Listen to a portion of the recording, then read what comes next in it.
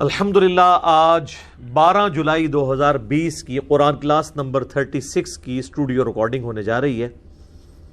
آج انشاءاللہ تعالی ہم سورۃ البقرہ کی آیت نمبر 243 سے آنورڈ سٹارٹ لیں گے۔ ابھی تک ہماری مسلسل 3 کلاسیں آلموسٹ طلاق سے متعلق مسائل کے اوپر گزری ہیں۔ اب بالکل اس کا ٹاپک چینج ہو رہا ہے اور بنی اسرائیل کی ہسٹری کی طرف جا رہا ہے۔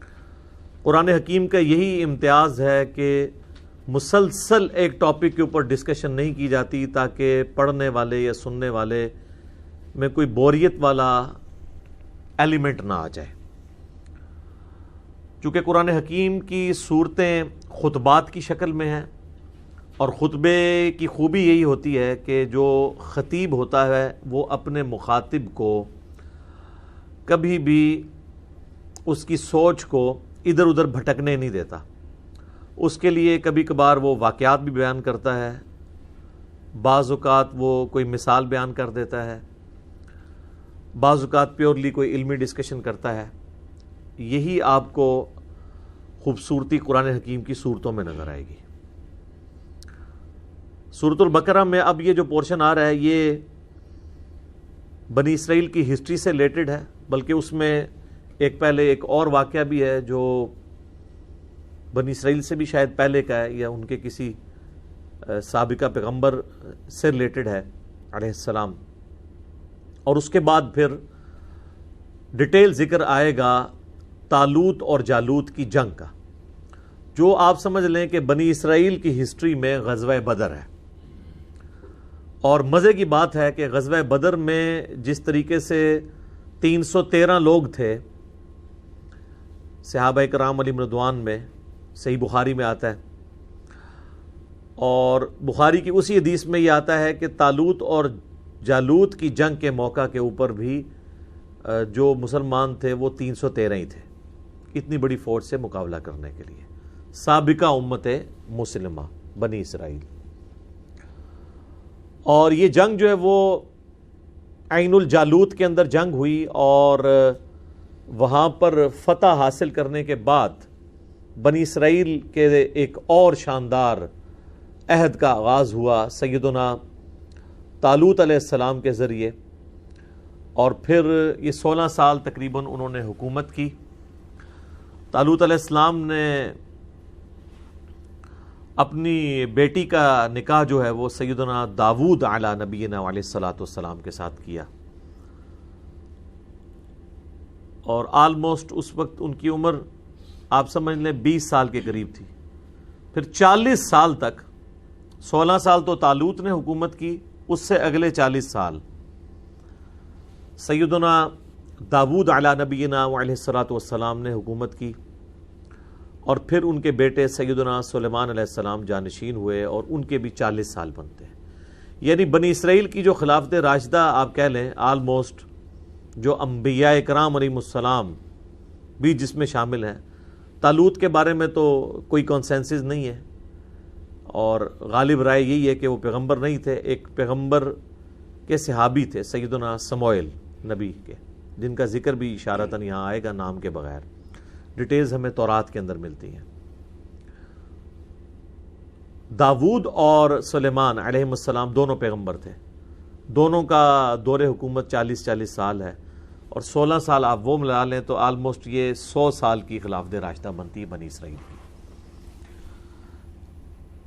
جس جگہ پہ یہ معرکہ ہوا تھا عین الجالوت، پھر اسلامک ہسٹری میں بھی اسی جگہ پر ایک بہت بڑا معرکہ ہوا، وہ مسلمانوں کی جنگ جو منگولوں کے ساتھ ہوئی۔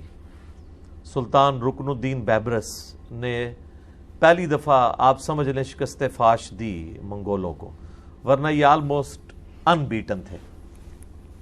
اس کے بعد ہی پھر ان کا ڈاؤن فال بھی شروع ہو گیا۔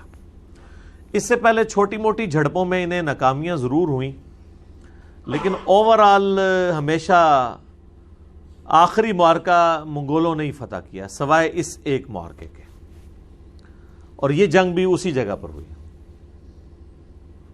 اب اللہ کا نام لے کے شروع کرتے ہیں۔ اعوذ باللہ من الشیطان الرجیم بسم اللہ الرحمن الرحیم الم تر الی الذین خرجوا من دیارہم وہم الوف، کیا تم نے نہیں دیکھا ان لوگوں کی طرف جو اپنے گھروں سے نکلے تھے اس حال میں کہ وہ ہزاروں کی تعداد میں تھے، حذر الموت، موت کے ڈر سے وہ نکلے۔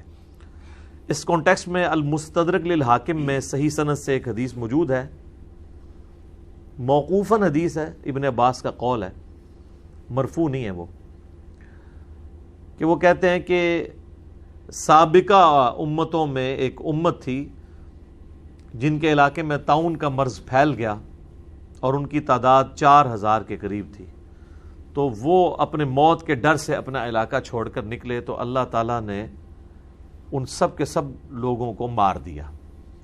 جس طرح ہماری امت کے لیے بھی یہی حکم ہے، بخاری اور مسلم دونوں میں حدیث ہے، نبی صلی اللہ علیہ وآلہ وسلم نے فرمایا کہ اگر تم سنو کہ کسی جگہ پر طاعون یا کوئی اس طریقے سے ایپیڈیمک مرض پھیلا ہوا ہے، وبائی مرض، تو وہاں پر تم مت جاؤ، اور جو وہاں کے لوگ ہیں وہ وہاں سے باہر نہ نکلیں۔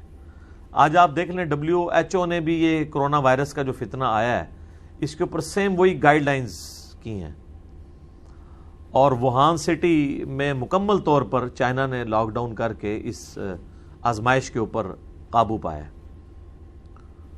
پورے چائنا سے انہوں نے اس کو، اتنے بڑے صوبے کو جو ہے وہ کٹ کر دیا، اور آپ دیکھ لیں انہوں نے اتنے بڑے اس جدید دور کے اندر اتنی بڑی آزمائش کو کس طریقے سے ہینڈل کیا۔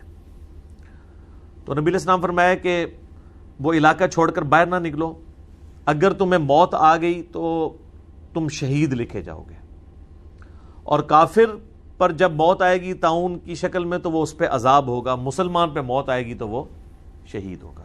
بس آپ اسی حدیث کی بنیاد پہ ایکسٹراپولیٹ کر سکتے ہیں، اجتہاد کر سکتے ہیں باقی تمام وبائی امراض پہ، چاہے وہ ایپیڈیمک ہوں یا پینڈیمک ہوں، جس طرح ابھی کرونا تو پینڈیمک ہے، پوری دنیا میں پھیل گیا عالمی سطح کے اوپر۔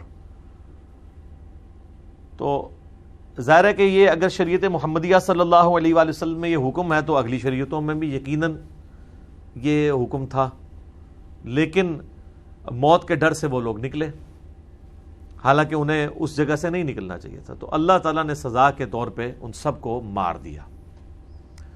پھر وہاں سے کوئی پیغمبر گزرے اور ان کی دعا کی برکت سے دوبارہ انہیں زندگی ملی۔ ایک تشریح تو اس کی یہ کی گئی ہے جو مرفوع حدیث کی روشنی میں تو نہیں ہے، ابن عباس کا قول ہے۔ اب یہ چیز کنفرم نہیں ہے کہ ابن عباس نے جو یہ بات کی ہے یہ اسرائیلی روایت انہوں نے کوئی بیان کی ہے یا نبی علیہ السلام کے ریفرنس سے بیان کی ہے۔ صحابہ کرام کے جو اقوال ہوتے ہیں تو ان کو اس طریقے سے بھی دیکھنے کی ضرورت ہوتی ہے، خصوصاً قرآن کی تفسیر کے اوپر، کیونکہ بنی اسرائیل کے واقعات بھی بیان کر دیا کرتے تھے، تو اس کی اتھینٹسٹی چیلنج بھی ہو سکتی ہے۔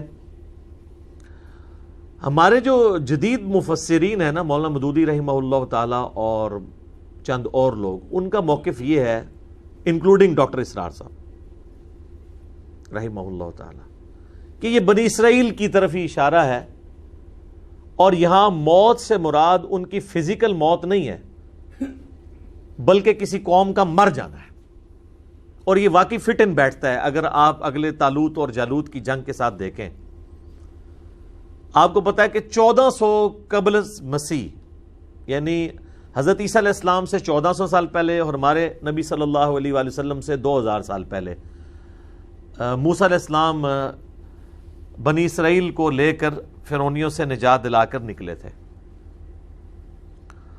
اور جب انہوں نے وہ سمندر کی جھیل کو کراس کیا، وہ کئی ایک سمندری جھیلیں تھیں سرائے سینا میں، جن کو بعد میں جوڑ کے جو ہے وہ نہر سوئز بنا لی گئی، تو کسی ایک جھیل کو کراس کیا، اور اس کے بعد جب وہ اس طرف آئے تو پھر اللہ تعالیٰ نے وحی کے ذریعے ان کو بتایا کہ اب تو قتال کرو، تو تب تمہیں تمہارا آبائی مسکن شام ملے گا۔ وہ سورۃ المائدہ میں آئے گا، سوائے 2 لوگوں کے، یوشع ابن نون اور دوسرے سیدنا ہارون علیہ السلام، بس یہ 2 بندے حضرت موسیٰ علیہ السلام کے ساتھ کھڑے ہوئے قتال اور جہاد کے لیے۔ باقی پوری قوم نے کہا کہ تم اور تمہارا رب جا کے لڑے، وہ تو بڑی سخت گیر قوم ہے، ہم جہاد اور قتال ان کے ساتھ نہیں کر سکتے. یہ سورۃ المائدہ میں آ جائے گا. تو پھر حضرت موسیٰ علیہ السلام کو اتنا غصہ آیا کہ انہوں نے بد دعا کر دی ان کے لیے. بد دعا کہہ لیں، یہ دعائے ضرر کہہ دیں. تو اللہ تعالیٰ فرماتا ہے 40 سال پھر وہ بھٹکتے رہے صحرائے سینا میں، ان کو راستہ نہیں ملا. ان 40 سالوں میں وہ جو بزدل بنی اسرائیل تھے، وہ ایک ایک کر کے، بزرگ بابے آپ کو پتہ ہے بزدل ہی ہوتے ہیں، وہ مر گئے. اور جو وہاں صحرا میں جو ان کے بچے پیدا ہوئے، وہ جوانی کی عمر کو پہنچے تو وہ اس ٹف ماحول کے عادی تھے. انہوں نے پھر وقت کے پیغمبر سے ریکویسٹ کی، اور اس وقت کے پیغمبر جو ہیں وہ حضرت یوشع ابن نون تھے، جوشوا انگلش میں کہتے ہیں.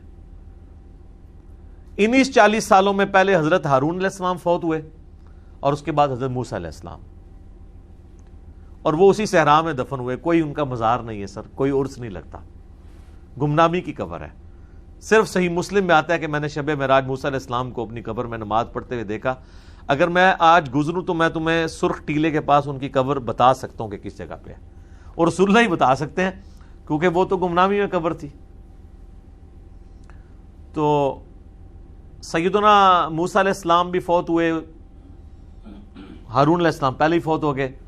پھر جو ان کے صحابی تھے حضرت ہارون کے، یوشع ابن نون، ان کو اللہ تعالیٰ نے پیغمبر بنا دیا. بلکہ بخاری مسلم میں آتا ہے کہ بنی اسرائیل پہ اتنا لمبا عرصہ اس حال میں گزرا ہے کہ ایک پیغمبر فوت ہوتے وقت دوسرے پیغمبر کو اپنا خلیفہ چھوڑ کے جاتا تھا. آلموسٹ 1400 سال تک ان کی پیغمبروں کی وہ جو چین ہے وہ نہیں ٹوٹی. اس دوران غلامی کا دور بھی ان پہ آیا ہے. یہ نہیں تھا کہ پیغمبر آتے تھے تو ان کو غلبہ ہوتا تھا. اگر یہ رومن امپائر کے نیچے غلام تھے تو پیغمبروں سمیت غلامی کی زندگی بھی گزری. تو پھر جو نئی نسل تھی وہ نوجوان تھے، ٹف ماحول کے عادی تھے. انہوں نے یوشع ابن نون کو ریکویسٹ کی کہ اب ہم قتال کریں گے. تو پھر انہوں نے قتال کیا اور آہستہ آہستہ کر کے شام فتح کر لیا. لیکن غلطی یہ کی کہ 12 قبائل تھے اور آپس میں ان کی بنتی نہیں تھی، تو 12 حکومتیں قائم کی. تو جب 12 حکومتیں ہوں گی تو پھر دشمنوں کا غلبہ پانا ان کے اوپر آسان ہو جائے گا. تو آہستہ آہستہ کر کے ایک ایک حکومت ختم کی. پھر دوبارہ سے قبضہ ہو گیا شام کے اوپر کافروں کا. تو مولانا مودودی کا، ڈاکٹر اسرار صاحب، ان لوگوں کا یہ موقف ہے کہ یہ جو اللہ تعالیٰ فرما رہے ہیں کہ وہ ایک زمانہ تھا، یہی بنی اسرائیل نکلے، ہزاروں کی تعداد میں تھے، اور موت کا ڈر تھا. موت کا ڈر یعنی قتال کریں گے تو مارے جائیں گے، تو اللہ نے پھر ان کو مار ہی دیا. یعنی ایسے قوم ان کی موت ہوگی صحرائے سینا میں کہ وہ چلتی پھرتی زندہ لاشیں تھیں، ڈرپوک لوگ. ثم احیاہم، پھر اس کے بعد اللہ نے ان کو دوبارہ سے زندہ کیا. فقال لهم اللہ موتوا، تو اللہ نے ان کو کہا کہ مر جاؤ. ثم احیاہم، پھر اللہ نے انہیں دوبارہ زندہ کیا. یعنی وہ 40 سال جو رہے وہ ان کی زندگی ایک سمجھ لیں کہ مردار کی سی زندگی ہے، اور پھر اللہ نے ان کو نئی زندگی دی جو ان کے اندر قتال کا جذبہ پیدا ہوا. تو یہ معنی بھی اس اعتبار سے لیا گیا کہ پھر انہوں نے وہ فتح کیا. لیکن وہ میں نے بتایا وہ فتح کیا، پھر کافی عرصہ چلا، پھر دوبارہ سے ہوا. اب یہ جو اگلا طالوت اور جالوت کی جنگ والا واقعہ آ رہا ہے وہ ان کی نشت ثانی ہے. پہلا عروج ان کو جو ہے نا وہ اس وقت ملا جوشوا ابن نون کے ذریعے، اور بعد میں پھر دوسرا یہ والا ہے.